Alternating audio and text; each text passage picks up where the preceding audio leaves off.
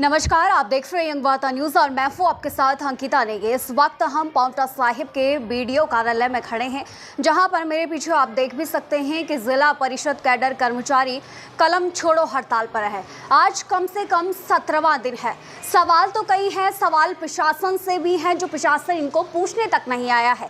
सवाल सरकार से भी है, जो सरकार का एक नुमाइंदा यहाँ पर पूछने तक नहीं आया है। हालांकि उद्योग मंत्रियों की तमाम जो है कार्यक्रम हो रहे हैं, लोकसभा चुनाव को लेकर धुआंधार प्रचार चल रहा है, लेकिन एक मुद्दा ये भी बन सकता था कि कर्मियों को पूछने के लिए अभी तक यहाँ पर कोई आखिर क्यों नहीं पहुँचा है। हमारे पीछे कर्मचारी भी हैं, जानने का प्रयास करेंगे आज दिन कौन सा है और क्या मांगे हैं, और अभी तक यहाँ पर प्रशासन का कोई नुमाइंदा आपके पास बातचीत के लिए पहुँचा भी है। सबसे पहले तो इतनी बारिश में आपका यहाँ आने पर आपका हम हार्दिक अभिनंदन करते हैं। हमारा आज हड़ताल पर बैठे हुए 17वां दिन है। पिछले महीने 30 तारीख से हड़ताल पर बैठे हुए कर्मचारी हैं, लेकिन अभी तक हमारी मांग को सिर्फ मीडिया के माध्यम से ही पहुंचाया, लेकिन इसके अलावा सरकार की तरफ से अभी तक कोई भी नुमाइंदा हमारे पास हमारी मांग को सुनने नहीं आया है। और हर रोज़ समाचार पत्र के माध्यम से हम देख भी रहे हैं कि जैसे हमारे मंत्री जी ने कल कहा है कि हड़ताल को छोड़ दें और काम पर वापस आ जाएं। हम सरकार से यह विनती करते हैं कि हमारी मांग को मानिए, विचार कीजिए। आपदा आई है, आपदा में हम सरकार का साथ देने के लिए तैयार हैं। जैसे सभी हिमाचल प्रदेश के कर्मचारियों ने एक दिन का वेतनमान मुख्यमंत्री राहत कोष में दिया, उसी तरह इन जिला परिषद के सरकारी कर्मचारियों ने भी अपने एक दिन का वेतनमान मुख्यमंत्री राहत कोष में दिया है। इसके अतिरिक्त इन्हीं पंचायत जो कर्मचारी है जिला काडर के, इन्होंने अलग से 16 लाख रुपए भी अपने एकत्रित करके मुख्यमंत्री राहत कोष में दिया है।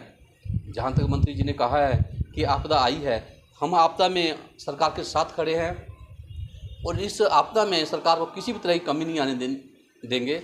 हम दिन रात सरकार के साथ चलने के लिए तैयार हैं, लेकिन जो हमारी मांग है कम से कम उस पर विचार तो करें। यदि हमारी मांग जायज़ नहीं है तो कम से कम जनता के सामने आके वो कह तो दे कि आपकी मांग जायज़ नहीं है। और आज 17वां दिन हड़ताल को है। जब तक सरकार हमारी मांग नहीं मानती, हम हड़ताल पर अनिश्चितकाल के लिए बैठे रहेंगे। तो मंत्री साहब तो कह रहे हैं आप हड़ताल छोड़कर चले जाइए काम करके। यदि सरकार हमें सिर्फ इतना कह दे कि जो वित्तीय सहायता हमें मिलनी है छठे वेतन आयोग में, वो 3 तारीख से लागू कर देते हैं, ठीक है। यदि मर्ज करने के लिए सरकार का कुछ समय लगता है, चाहे 2 महीने लगे चाहे 6 महीने लगे, हम उसके लिए तैयार हैं। वो लिखित में दे दें कि हमें छठा वेतन आयोग तुरंत दे दिया जाएगा। वह जो विभाग में मर्ज है, इसमें जो समय लगेगा सरकार की जो अवधि है, उसके लिए हम तैयार हैं। आपका क्या नाम है, ज़रा आप भी बताइए, पंचायतों के विकास कार्य कैसे मैनेजमेंट हो रहा है इस वक्त? नमस्कार जी, सबसे पहले तो मैं आपका धन्यवाद करूंगा कि आप इतने ठंड के मौसम में आज हमारे बीच पहुंचे हैं। आप भी बैठे हैं। जी, हमारी तो मजबूरी है, अब क्या करें। आज हमारी जो जिला परिषद कर्मचारी अधिकारी महासंघ की जो हड़ताल है, वो आज 17वां दिन है। हम मजबूर भी हैं कि हमारे पास कोई दूसरा चारा नहीं है, क्योंकि हमने पहले ही सरकार को अल्टीमेटम दिया था कि अगर हमारी कोई ऐसी कोई बहुत अलग से हमारी कोई डिमांड नहीं है। जो सभी कर्मचारियों की जो उनको वेतन वगैरह मिल रहा है, हमारी वही एक डिमांड है। जैसे 6 पे कमीशन है या विभाग में मर्ज करना, ओल्ड पेंशन है। अब सरकार ने कह दिया कि हमने ओल्ड पेंशन सभी को लागू कर दिए, तो हमारे लिए क्यों नहीं है ओल्ड पेंशन? हमारा अभी तक एनपीएस कट रहा है, जिसका कोई वही नहीं है, जबकि सरकार ने चुनाव से पहले कहा था कि हम आते ही सभी को ओपीएस देंगे, तो हमें क्यों नहीं? तो ये शायद अब ये कुछ विसंगतियाँ छोटी छोटी, जो कि कुछ भी नहीं है, ये डिपार्टमेंटली हो सकता है, या ऐसा हो सकता है कि कोई हमारे जो विभाग के अधिकारीगण उच्च स्तर के वो सही ढंग से पक्ष नहीं रख रहे हैं हमारा। अब बाकी मैं इसके बारे में ज़्यादा नहीं कहूँगा। रही पंचायतों में कामकाज की बात, तो वो तो सफ़र हो ही रहा है, उसमें कोई दो राय नहीं है। अभी आपदा के समय जो विशाल बने मनरेगा के, उसमें लोगों के घरों के आसपास डंगे लगने हैं, कुछ और जितने भी काम है हाउसेस वगैरह का, सारा काम पंचायत सेक्रेटरी के थ्रू होता है, लेकिन वो सारा काम सफ़र हो रहा है। कहने को बेशक विभाग है कि हमने अल्टरनेट बनाया है, लेकिन वो मात्र एक छलावा है। बाकी वाकई सफ़र हो रहा है और हमें दुख भी है इस चीज़ का, लेकिन हम भी मजबूर हैं। अब जहाँ हमारी राज्य कार्यकारिणी जैसा निर्देश करेगी, हम भी तब तक मजबूर हैं इस पे जो कलम छोड़ हड़ताल हमारी चलेगी। घर परिवार वाले याद नहीं कर रहे हैं आपको? ठीक है, घर परिवार बिल्कुल कर रहे हैं लगातार।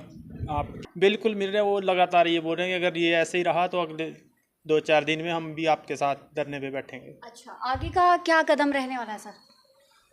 अभी आगे का जैसा सीएम से मिलने का जैसे कोई, या प्रशासन भी आपके पास नहीं आया है? सीएम से मिलने का जो हमारे राज्य स्तर की कार्यकारिणी है वही मिलेगी। यदि उनका निर्देश रहा कि हमने हिमाचल प्रदेश सभी कर्मचारियों इकट्ठे होकर मिलना है, तब उनके आह्वान पर ही जाएंगे। अन्यथा मैं इस बारे में ये नहीं कह सकता कि मैं पांवटा ब्लॉक से सीधे मुख्यमंत्री जी से मिलने की। अच्छा, कितना वक्त और लग सकता है आपकी मांगों को मानने के लिए? हम तो चाहते हैं कि सरकार आज ही हमारी बात को मान लें और आज ही हम हड़ताल को छोड़ दें, कल से हम काम पर चले जाएं। लेकिन जब तक हमारी मांग नहीं मानी जाती तब तक हम अनिश्चितकालीन हड़ताल पर बैठे रहेंगे। अच्छा, सुनने में ये भी सीएम ने वायदा किया था परमानेंट एम्प्लॉय करने का, तो वो वायदा है या आपकी मांगे हैं, ये थोड़ा इसको समझाइए। जी बिल्कुल सही कहा आपने। चुनाव से पहले माननीय मुख्यमंत्री जी जो इस वक्त हैं और उप मुख्यमंत्री जी हमारे जिला सिरमौर से मंत्री श्री हर्षवर्धन जी, इन तीनों ने ही हमारी जो जुलाई माह 2022 में हमने हड़ताल की थी, उस वक्त ये हमारे बीच में आए थे। और माननीय मुख्यमंत्री जी जो अब है, तब ये विधायक महोदय थे, तब इन्होंने पूरा हमें आश्वासन दिया था कि यदि हिमाचल प्रदेश में कांग्रेस की सरकार बनती है तो पहले महीने में ही हम अन्य कर्मचारियों को, इन्हें भी कर्मचारी की तर्ज पर सभी मानदेय भत्ते जो समय समय सरकार द्वारा दिए जाते हैं वो मिलेंगे और इनको भी OPS के दायरे में लाया जाएगा। लेकिन अब सरकार बनने के बाद लगभग 10 महीने से ज़्यादा का समय व्यतीत हो चुका है, अभी तक ना मुख्यमंत्री जी और ना ही माननीय उप मुख्यमंत्री व हमारे जिला सिरमौर के मंत्री श्री हर्षवर्धन चौहान जी, इन्होंने इस बारे में अभी तक कोई ठोस निर्णय नहीं उठाया। जो है कार्यकारिणी लेगी, लेकिन उससे पहले अभी कुछ नहीं कर सकते क्योंकि ब्लॉक स्तर पर जो है अनिश्चितकालीन हड़ताल यहाँ पर कैडर कर्मचारी कर रहे हैं। सवाल ये भी है कि प्रशासन यहाँ पर नहीं पहुँचा है, ना ही मंत्री जी का इस संदर्भ में कोई बयान आया है। लेकिन सबसे बड़ी बात ये भी है कि हिमाचल प्रदेश के उप मुख्यमंत्री मुकेश अग्निहोत्री ने चुनाव से पहले ये वायदा किया था, लेकिन ये इनकी मांगे नहीं है। मुख्यमंत्री को, उप मुख्यमंत्री को उनके वायदे याद दिलाए जा रहे हैं और लोकसभा चुनाव भी नज़दीक हैं, तो चाहते यही है कि सरकार इस बात को सुने और जिला परिषद कैडर कर्मचारी जो कलम छोड़ हड़ताल है, कम से कम ये हड़ताल वे छोड़ दें, क्योंकि घर परिवार भी जो है याद कर रहा है और आज 17वां दिन हो गया। तो सरकार को इस बात पर विचार विमर्श करना चाहिए और गुजारिश ये भी है कि स्थानीय प्रशासन कम से कम यहाँ पर पहुंचे और इन कर्मियों की हालात देखे, इन कर्मचारियों की मांगे सुने, तब जाकर इस पर आगामी कार्रवाई करें। फिलहाल आज के लिए इतना ही। बड़ी खबर के लिए बने रहिए यंग वार्ता न्यूज़ के लिए पांवटा साहिब से अंकिता नेगी।